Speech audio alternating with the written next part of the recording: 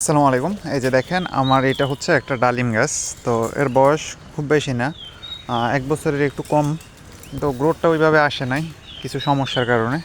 তো যাই হোক, আপনাদের যাদের ডালিম গাছ আছে এইরকম অবস্থায় যাওয়ার পরে এই যে আপনার এই ফুলগুলা ফেলে দিবেন। এগুলো যদি স্ত্রী ফুল হয় তাও ফেলে দিবেন, পুরুষ ফুল হইলেও ফেলে দিবেন। কী জন্য ফেলে দিবেন? কারণ এগুলো যদি রাখেন তাহলে গ্রোথ থেমে যাবে। এখন এই মুহূর্তে আপনার ফলের দরকার নাই, প্রচুর ফল হবে, প্রচুর ফুল আসবে, ওটা সময় হলে আসবে। আগে গাছকে একটু বড় করতে হবে, গাছের গ্রোথ দিতে দিকে খেয়াল রাখতে হবে। আর এই তো পরিমাণে ফুল আসে এগুলোতে, আপনার যদি আপনি ফুলগুলো ভেঙে না দেন তাহলে দেখা যায় যে আপনার হচ্ছে যে গাছের গ্রোথটা থেমে যায়। এই ফুলগুলা থেকে ফল হবে না, কি হবে আমি বলি।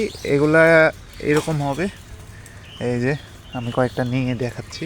এরকম হবে, এরকম হওয়ার পরে এগুলো ঝরে যাবে। যখন এরকম হয়ে ঝরে যাবে তখন আসলে অনেকগুলা শক্তি এতটুকু হইতে, দেখেন আমি যদি একটা ছোট ফুল নিই, এই যে দেখেন এই ছোট ফুলটা এতটুকু হইতে কিন্তু অনেক শক্তি খরচ করছে।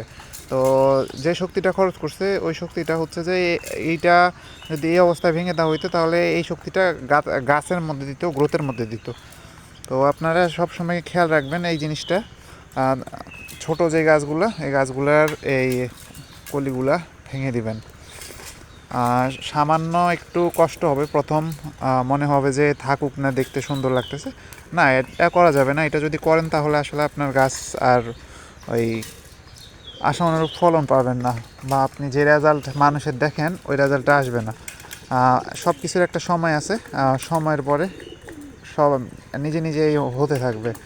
আপনার নিজের ফল নিতে হবে না, গাছ নিজে থেকেই ফল ধরে ফেলবে। আর এগুলোতে অনেক স্প্রে লাগে, ছত্রাকনাশকের সমস্যা। তো ছত্রাকনাশক দিতে হয় আর কি, ছত্রাকের সমস্যা।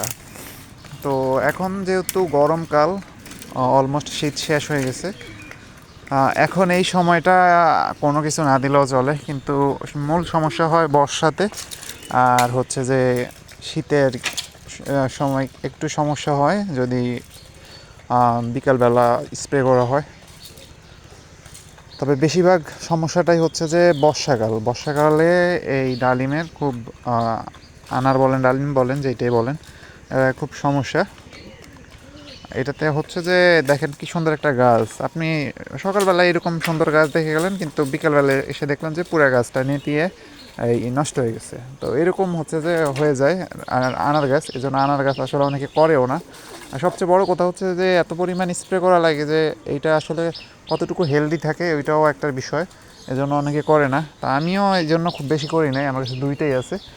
এটা হচ্ছে থাই রেড, আরেকটা হচ্ছে অস্ট্রেলিয়ান বিগ। দেখা যাক এই দুইটা করে, যদি ভালো হয় ভালো, না হলে আমি আর বাড়াবো না, যে দুইটা আছে দুইটাই থাক। আর স্প্রের ব্যাপারে আমি নিম তেল দিব, দেখা যাক। এত বেশি কেমিক্যাল স্প্রে করতে চাচ্ছি না, কারণ হচ্ছে যে আসলে তাহলে আর আমার বাজারের ফল আর এই ফলে পার্থক্য কী থাকলো? আমি বাজার থেকে কিনেই তো কেমিক্যালযুক্ত ফল খেতে পারতেছি, তাহলে আমি এত কষ্ট এত পরিশ্রম করার পরে আমার গাছ থেকে যদি কেমিক্যালযুক্ত ফলই খেতে হয় তাহলে কী জন্য আমি এত কষ্ট এত পরিশ্রম করব? তো সবাই ভালো থাকবেন, আল্লাহ হাফেজ।